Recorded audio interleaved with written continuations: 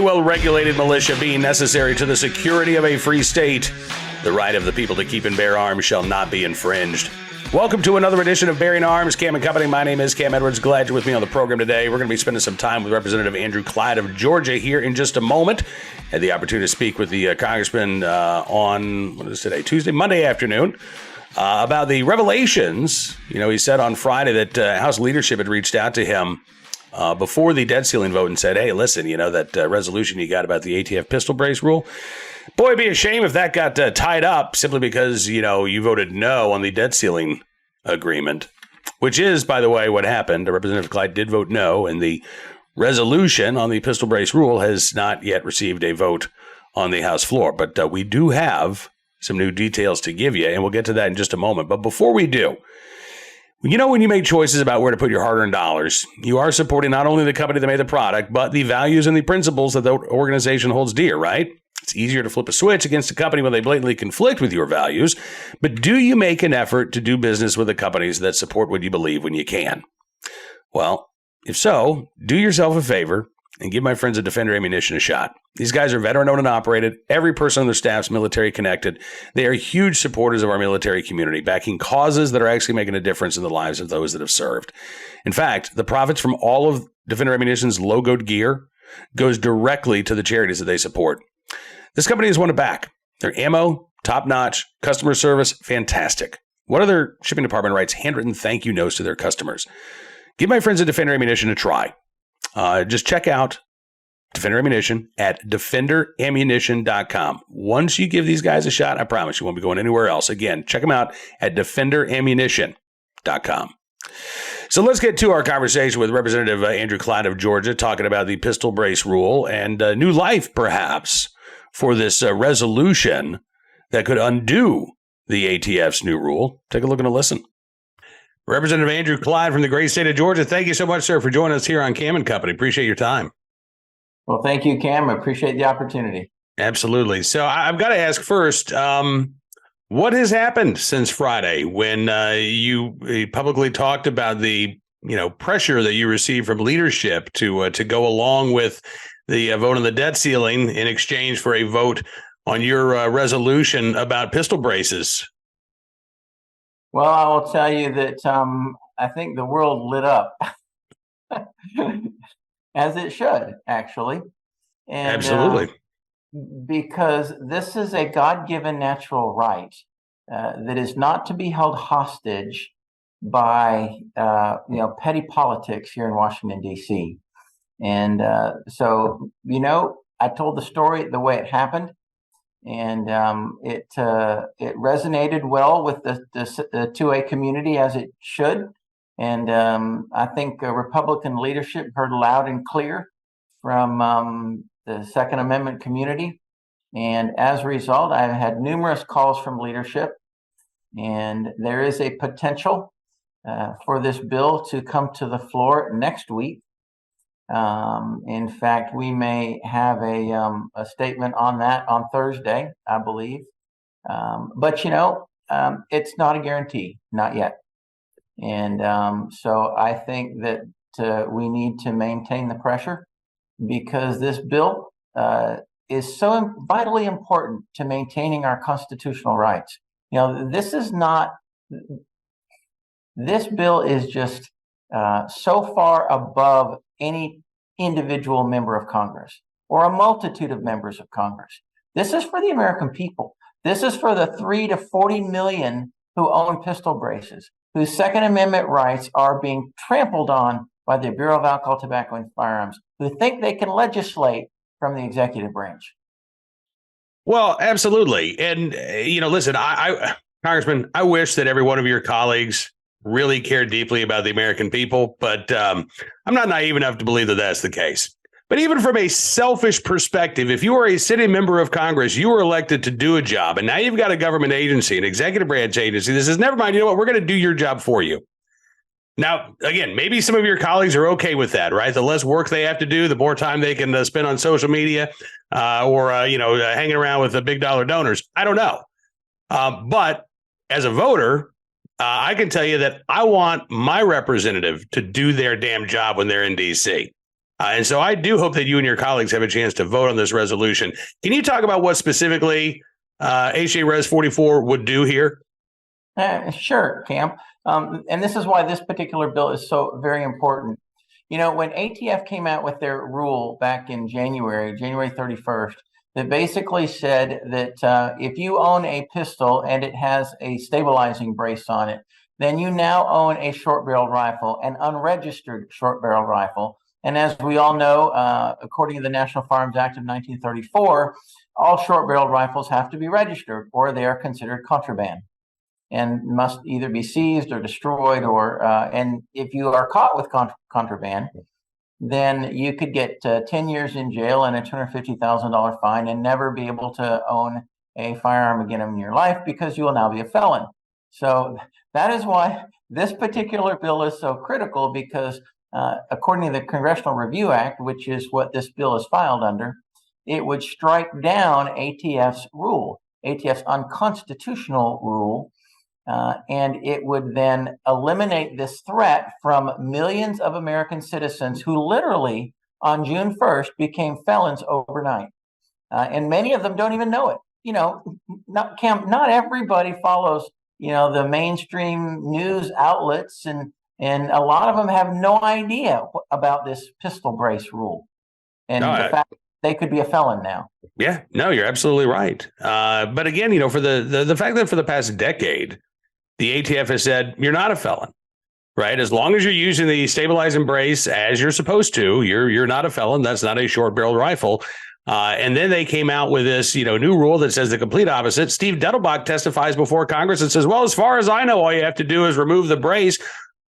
The ATF comes out a couple weeks later and says, no. You can't just remove it. You got to destroy it. You got to permanently disable it. And again, if you have a brace and you've got a pistol that it could be attached to, well, guess what? You've got yourself a short barrel rifle. And as you say, you've got a felony charge and a decade in federal prison hanging over your head.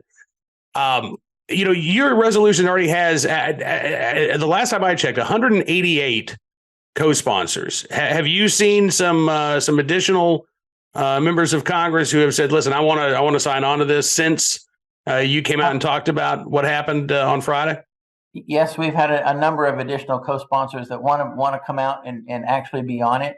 The rules of the House say, though, that once you have a bill that is reported out of committee, and at that point, then the number of co-sponsors are sealed.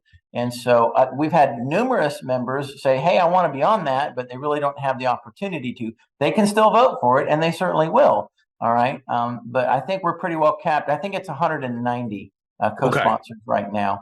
But, the other thing that is so critical about this piece of legislation is, in all 50 states, we can own pistols, but we can't own short-barreled rifles in all 50 states. There are 6 states plus the city of Washington, D.C., wherein you cannot physically own a short-barreled rifle. So if ATF does what they are trying to do with this rule, and they redefine a definition and add a pistol with a brace to a short-barreled rifle, then in those 6 states and the city of DC, then they are prohibited. You can't even register your pistol with a brace in those states and in DC. You are prohibited from having it, period. So think about all of the Americans with disabilities. Think about all the service-disabled veterans. Think about all the people that really need that brace to be able to use their pistol more effectively and more, to enjoy it more on the range. They're being denied. Their constitutional rights are being trampled upon. They're completely being eviscerated by this rule in those 6 states and in the city of Washington, D.C. And that's what our ATF wants to do to our veterans, to our service-disabled veterans, to those Americans with disabilities that can't enjoy their larger caliber pistols without this brace. No, Congress, the job of our government, according to our Declaration of Independence, is to protect and preserve those rights, especially those that are God-given natural rights, like the Second Amendment. So, that's why this is so critically important that the House Republicans bring this bill to the floor and we get an affirmative vote and send it to the Senate. Absolutely. Apologies, by the way. My rooster loves to hang out right outside my office door every time I'm doing an interview. So Mr. Crow doesn't get the FaceTime, but boy, he sure loves hanging out with the celebrity. So apologies for that. And listen, and as you say, this will go to the Senate, where obviously prospects are a little more murky, right? Given the Democratic majority. This would, if it passes the Senate, would go to Joe Biden, who I got to tell you, Representative Clyde, I have a sneaking suspicion that he would whip out his veto pen on this one. But we do need to get, I think, every member of Congress on record here. Because, again, what you're talking about and what you just described is a situation that I believe shows an administration that is out of control, that is weaponizing the ATF against American gun owners, trying to turn people who are responsible gun owners into criminals simply by changing the rules under which we all operate. We've had multiple injunctions in place for members of the Firearms Policy Coalition, Second Amendment Foundation, Gun Owners of America, which is an indication that the federal judiciary already takes a dim view of this. But again, I'm in full agreement. Congress needs to step up. They need to condemn this action as well. So you said we should keep up the pressure. Who should we be contacting? Like Representative Bob Good is my representative. I have a feeling that Representative Good's going to, vote in favor of this resolution. Where should we be directing our attention right now? Should we be keeping up the pressure on House leadership specifically? Specifically on House leadership, I can guarantee you that Bob Good is a yes vote on this. He's an original co-sponsor as well, an incredible member of Congress. All right. But Bob understands this. He gets it completely and is completely for it. But start at leadership and start at the very top and work your way down. That's what I recommend. That's where we need to apply the pressure. But, like you said, the Senate is a little more murky on this, which is why it's so important that the House go first. Because we in the House, we have the majority.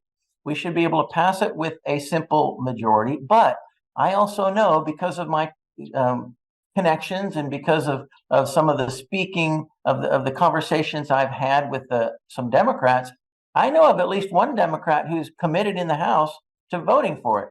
We might actually have 2 or 3, maybe 4 Democrats. So we could send this bill to the Senate as a bipartisan bill. That would give the murky Senate, as you say, a stronger hand. I mean, could you imagine if all the Republicans in the Senate don't pass it, don't vote for it, then do you think any Democrats there are going to say, well, hey, all your Republicans didn't even vote for this. Why are you asking, at least 2 Democrats to? Because we've got a 49-51 Senate here, and at least 2 Democrats have to vote for this bill for it to pass in the Senate. So if all the Republicans don't vote for it, then how can we expect any of the Democrats to vote for it? But if we in the House pass it as a bipartisan bill, then that gives tremendous, encouragement and cover for Senate Democrats to sign on to this bill, and for every Senate Republican to vote for this bill as well. So, which is why I think it's so absolutely important that the House go first and then the Senate follow the House. That's to do it the other way around, to have the Senate go first, in my opinion, is a recipe for failure. And this is why we cannot fail on this. Though Joe Biden, like you said, with the veto pen, he may actually veto this, but I think what is more important is that the House and the Senate both pass it, and it sends an incredibly strong message to the court system that Congress is not in favor of what the executive branch is doing. The president's the head of the executive branch. He could shut down the ATF tomorrow or today if he wanted to, but he's not going to do that. But Congress is the one who legislates, not the executive branch, which is, again, why we need to pass this in the House and the Senate in that order, so that the court gets the message that this is the will of Congress. Well, listen, Representative Clyde, we're going to continue to cover this. I know you said maybe later this week you guys will have some news to announce. I would encourage gun owners to keep up the pressure. Be polite, be civil, but yes, make your opinion known. You want to vote on H.J. Res 44. If this bill gets scheduled, Can we schedule you for a follow-up interview to talk about Absolutely. This again? Love to be on, Cam. Love to be on. And I love the number too, 44. It's a great caliber. Absolutely. Well, listen, Representative Clyde, thank you as always, sir, for your time. Really appreciate it. And of course, all your work there in Washington, D.C. and look forward to doing this again very soon. Thank you, Cam. Well, I do appreciate Representative Clyde joining us on the program, and I am looking forward to having him back again here very soon, hopefully with good news to report about HJ Res 44. Right now, let's turn our attention to today's armed citizen story, our good deed of the day, and our recidivist report. We'll start there with a case out of Chicago. Website CWB Chicago reporting on a man who sexually assaulted a woman at a Chicago Transit Authority station 3 days after being paroled for his 10th felony. Yeah. Think we have a problem with the revolving door of justice in Cook County? I think so. Anthony Richardson, accused by prosecutors of sexually assaulting a woman who passed out from drug use inside an elevator at the Red Line station. Prosecutors said during a bond hearing Monday afternoon. The 46-year-old Richardson arrived at the Stateville Correctional Center in Joliet last Wednesday, according to CWB Chicago, after receiving an 18-month sentence for felony retail theft. But after receiving various credits, he walked out of prison the very same day. That's right, 18 months, less than 24 hours. Same thing, right? Well, on Saturday, Chicago police arrested him in River North after CTA workers found him allegedly sexually assaulting an unconscious woman inside that elevator. According to CWB Chicago, surveillance video from the scene shows the 55-year-old woman smoking an unspecified narcotic and then passing out. Richards then entered the elevator, found the woman, who he didn't know, passed out on the floor. Rather than try to revive her, prosecutors say he lowered his pants, climbed onto the woman, and then sexually assaulted her. A Chicago Transit Authority employee entered the elevator about 10 minutes later. Richardson's still there with his pants down, holding the woman's head and making, quote, thrusting motions. According to prosecutors, the employee summoned a coworker who also witnessed the assault in progress after he spotted the two CTA employees. By the way, apparently we're just watching. Maybe, just wanted to get a good look at the suspect, but not intervening. Richardson released the woman. Her body fell limp to the floor. Chicago police able to arrest him nearby, and both CTA workers confirmed that he was, in fact, the assailant. Now, according to CWB Chicago, in addition to the felony retail theft charge, for which he got 18 months that turned into less than a day behind bars, Richardson's felony convictions include robbery 3 years ago in 2020. The other 9 are for narcotics and retail theft. Richardson allegedly admitted to assaulting the woman, but his public defender argued that he has a learning disability, may not have understood the Miranda warning that he was given by authorities. She said he's been homeless for 3 years since losing a warehouse job due to COVID. Prosecutors have now charged him with criminal sexual assault as well as misdemeanor public indecency. Again, 10-time felon. Again, vast majority of those cases for nonviolent felonies, to be sure, but still 10 separate felony cases. And yet still, when it is abundantly clear that Mr. Richardson has a lot of trouble obeying the rules and laws of society, the Cook County criminal justice system still cut him a break and returned him to the streets. Again, less than 24 hours into an 18-month prison sentence, or what was supposed to be an 18-month prison sentence. Now, today's armed citizen story comes to us from Memphis, Tennessee. And I wrote about this in Berrien Arms yesterday, but I got to talk about this too. What's going on in Shelby County? So, recently we had this guy who shot at car thieves, who shot at him, and yet the armed citizen was arrested, accused of reckless endangerment, basically, for firing back at car thieves. Now, in this case, you've got 2 guys who fired back after a car thief shot at them. They haven't been arrested in Shelby County, but their apartment is trying to evict them from their homes because they acted in self-defense. Yeah, this is truly, truly disturbing here. You've got 2 guys who basically woke up to the sound of a car being broken into. Terrence Montgomery said his neighbor called him back on May 22nd, early morning, and said he had noticed on his, doorbell cam that someone was trying to steal his girlfriend's car again. Montgomery said that the vehicle had already been stolen once before, but had been recovered. So he put on some flip-flops, ran outside, had his firearm with him for protection. He said, they opened fire, shooting out my neighbor's window. I shot back 2 or 3 times. Cedric Verner is the neighbor whose window was shot out. He said the shots almost killed his kids by inches while they were lying in bed asleep. He said, I grabbed my gun and I returned fire. The pair then said they received a letter in the mail notifying them that they had 3 days to vacate the premises. Yeah. Werner says he tried to reach out to Avery Park, which is the leasing company. He said the two men being blamed. He said he was told by someone in the office that, quote, he can't stop anyone from coming onto the premises and trying to steal anything. Well, to be fair, it doesn't sound like that is quite what happened. Maybe Montgomery tried to stop that car from being stolen. But the shots were fired in self-defense. The shots weren't fired to try to stop car thieves. The shots were fired to try to stop car thieves who were shooting at people. And again, neither of these individuals has been charged with a crime. Now, I got to be honest with you, I would not live in a place that told me I don't have the right to protect my property. I don't have if somebody comes onto the property, I just got to stand idly by while they steal my stuff. That seems a little weird too. Well, again, what about the security that the leasing agency is supposed to provide then in those circumstances? Doesn't sound like there's much of any. But again, this isn't about defense of property. This is about defense of life. And these two individuals were acting to protect themselves and their family when they returned fire against these car thieves. Now, Fox 13 in Memphis says they reached out to Avery Park, the leasing company, but did not return a call seeking comment. Now, the two men are planning on fighting the eviction. They are not leaving after 3 days, so Avery Park's going to have to take them to a general session civil court, and a judge is going to have to sign off on the eviction notice. Montgomery says, we're the victim, but some type of way we're getting evicted? What are we supposed to do? I guess you're just supposed to stand there and be shot at, according to Avery Park. Or again, better yet, never leave your home. If you hear the sound of glass breaking in the middle of the night, just hunker down, stay inside, don't look. You might not like what you see, and you might get the idea that you should go out there and confront those individuals with a gun for self-protection, and then God knows what could happen. They could fire at you, you could fire back, and therefore you're being reckless and you got to go. Again, this isn't a criminal case.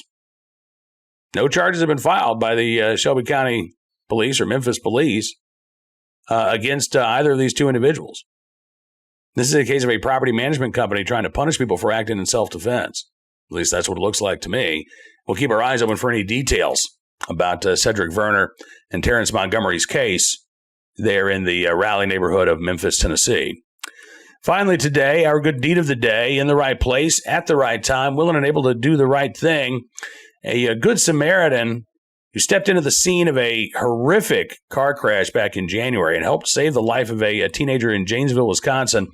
That teenager recently able to walk across the stage at graduation. Again, thanks to this good Samaritan being in the right place at the right time, willing and able to do the right thing. Which, by the way, was what Daniel Marshall was trying to do, too. He's the teenager in question. It was New Year's Eve. He got a call from a buddy who said that he had had too much to drink. Daniel was stone cold sober, but it was snowy outside. It's Wisconsin. It's, December 31st. He managed to get his friend home safely. But as Daniel's driving back home, he lost control of his truck and crashed. It was bad. Here's a picture of the wreck from the local sheriff's department. You can see, that's one messed up vehicle right there. About the same time that Daniel Marshall had his accident, a guy named David Resin and his wife were driving home, heading the opposite direction. They saw Daniel's car slide into their lane and strike the vehicle in front of them. Resin said he went from his lane into our lane in a second. At the time, my wife screamed, "Oh my gosh, we're dead, we're dead." Now, Resin managed to avoid the accident. He pulled over, raced to the mangled truck to see how he could help Daniel. He said it was a horrific scene. Daniel's passenger seat was at 90 degrees. Daniel was slumped over. Both his windows were blown out. He said, I checked for a pulse. He had a very light pulse. As it happens, David Resin has a background in musculoskeletal orthopedic care. So he was able to open Daniel's airway, stabilize his spine. Gas is leaking into the truck in the meanwhile, by the way. Then soon firefighter, paramedics, and the Rock County Sheriff's deputies arrived. He said, well, they were performing the jaws of life. I continued to hold Daniel's neck. I had one arm through the back window, one arm through his window. Luckily, got all of them stabilized. He said it didn't look good for that first 24 hours, even more after that. It was a long road to recovery. Daniel's dad, John, said there were 12 days we didn't really know what would happen. There were numerous times I wondered if he would have a life or what kind of life. But eventually, Daniel recovered. Well, is recovering. It has been a long road to recovery. But he is out of the hospital. He is living, breathing. And again, just a couple days ago, he got a chance to graduate and to reunite with David Rezin for the first time in several months. When Daniel's dad, John, was asked what it would mean to see him walk across the stage and receive his diploma, he said it'd be wonderful. To be able to watch him and watch the progress that he's made all along has been super. So Daniel Marshall is now a high school graduate, getting ready to be a college freshman at the University of Milwaukee, plans on studying architecture. And again, might not be here were it not for the quick thinking and fast action of David Rezin on that New Year's Eve night there in Janesville, Wisconsin. So in the right place, at the right time, willing and able to do the right thing. David Rezin, we thank you, sir, for your very, very good deed. That is all the time we've got for you on this edition of Bearing Arms Cam & Company, but I want to thank you for being a part of the program as always. I'm looking forward to seeing you again here on Wednesday's program. Don't forget as well, on Wednesday, I do my weekly VIP Gold live chat with Hot Air's Ed Morrissey. It is always a good time. We love taking your two-way questions, and, you know, if you're a VIP Gold member, you can take part. All you have to do, go to bearingarms.com/subscribe and become a VIP or VIP Gold member. Not only will you get exclusive content, as our way of saying thanks for showing your support, but you'll get that warm, fuzzy feeling of, again, knowing that you are helping to support the independent pro-segment journalism we do at Bearing Arms, and we do thank you for that very much. Have a great rest of your 2A Tuesday, wherever it may take you. We'll see you back here tomorrow. Until then, be well, be safe, and be free.